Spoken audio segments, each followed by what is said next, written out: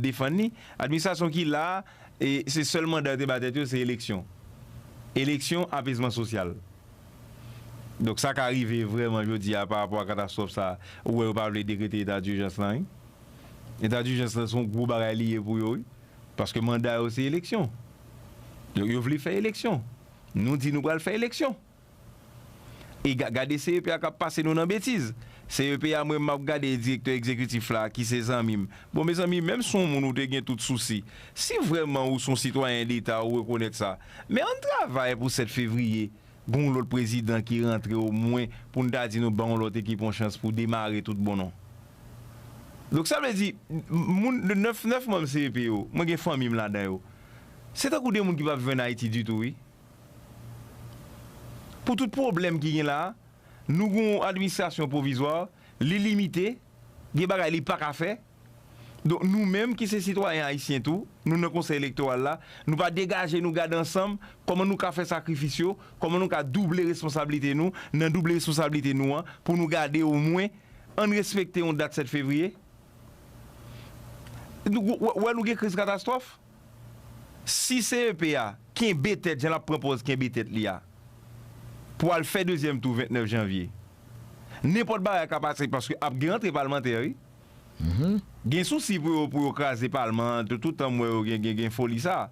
Écraser le Parlement veut dire éclater la société. Bon, tout le monde qui a intention ça.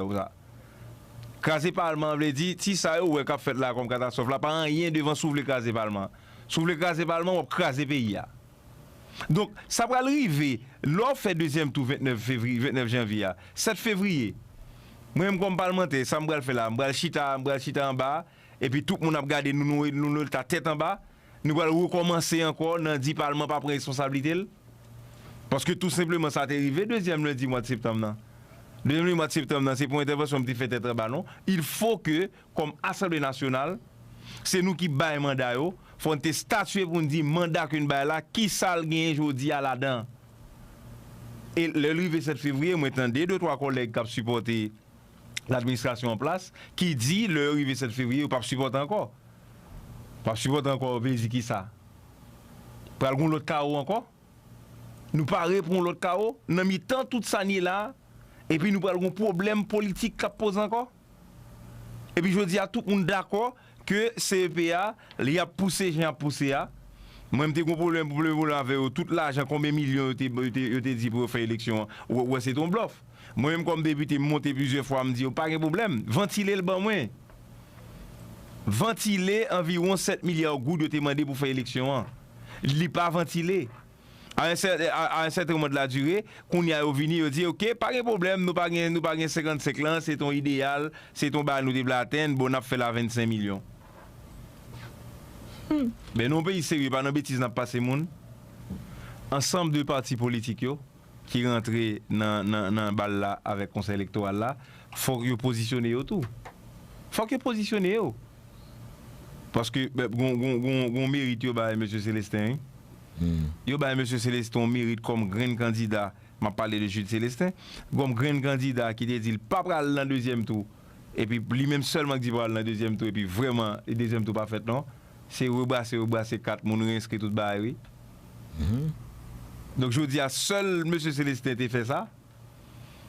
Et puis tout ensemble de partis politiques on pas camper là pour dire c'est pas pour aller dans l'élection avec calendrier ça. Son intérêt au jeune là-dedans comme ça. C'est bien le faire ou bien comme ça.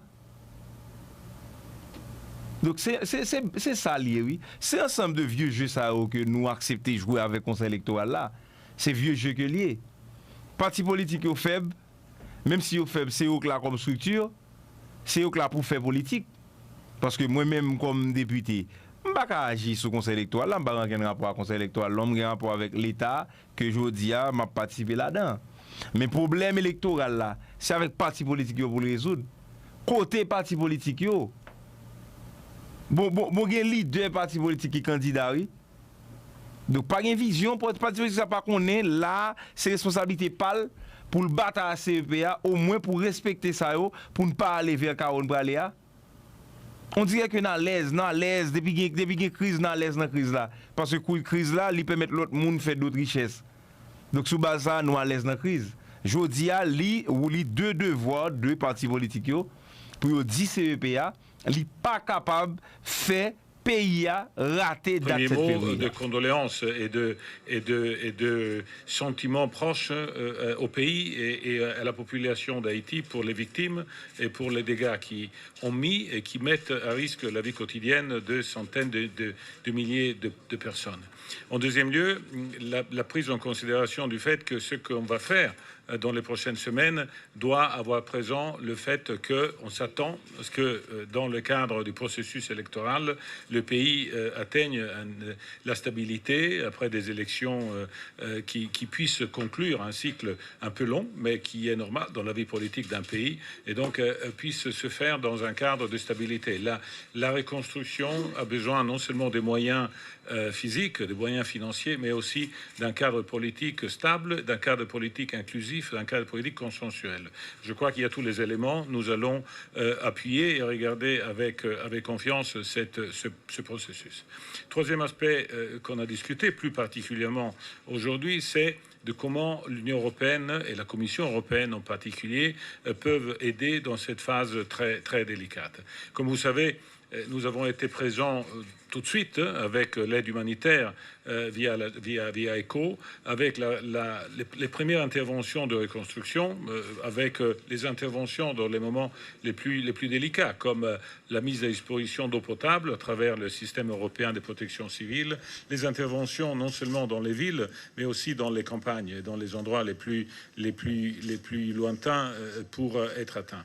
Mais là maintenant, je crois que nous, comme le reste de la communauté internationale, devons faire, disons, un saut qualitatif. Ce dont on a discuté, c'est de voir comment on peut intervenir immédiatement, et je souligne immédiatement, pour aider les gens, pour aider les communautés, pour aider cette partie du pays qui a été frappée, mais de le faire avec ayant très clair qu'on peut, disons, affronter l'émergence uniquement si on a un cadre qui prépare le futur. Alors, ce que je peux dire est que après les discussions, j'ai identifié au moins la possibilité d'ajouter 20 millions d'euros additionnels à mobiliser tout de suite pour pouvoir contribuer aux opérations qui suivent l'impact du cyclone. 20 millions additionnels, mais c'est un minimum parce qu'en réalité, on va discuter de plus avec Monsieur le Premier ministre, avec tout le gouvernement. Mais ça, c'est quelque chose sur lequel on peut d'ores et déjà, disons, commencer à travailler. Je vais faire un rapport à mes autorités à Bruxelles pour voir précisément la possibilité d'augmenter ceci, mais ça, je crois que c'est extrêmement clair. Pour faire quoi? Pour essentiellement identifier les actions immédiates et structurelles dans le secteur de l'éducation, dans le secteur de la sécurité alimentaire, dans le secteur de la reconstruction de l'activité économique. Je crois que ça, c'est probablement un aspect extrêmement important parce qu'à la fin, les protagonistes de la reconstruction, ce sont les citoyens, ce sont les Haïtiens eux-mêmes. Donc, on va travailler là-dessus pour voir comment pouvoir injecter ces 20 millions minimum additionnels dans le budget de l'État et pour cette raison, il faut des politiques sectorielles développer ou pour abonder des projets, notamment en matière de sécurité alimentaire, qui sont déjà en cours. Nous sommes réunis à la résidence officielle du Premier ministre avec cette délégation de l'Union européenne pour traiter de deux aspects en particulier. Deux aspects.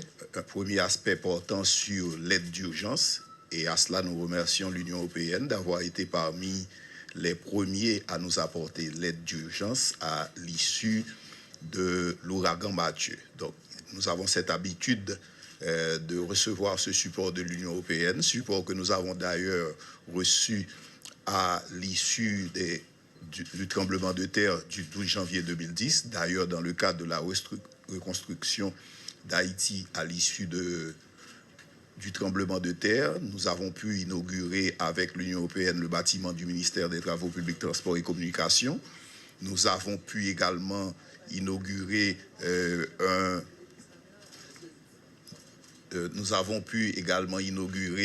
le nouveau bâtiment pour le bureau de l'ordonnateur national, et l'Union européenne accompagne Haïti dans beaucoup d'aspects, notamment les infrastructures routières, la sécurité alimentaire, le renforcement de l'éducation.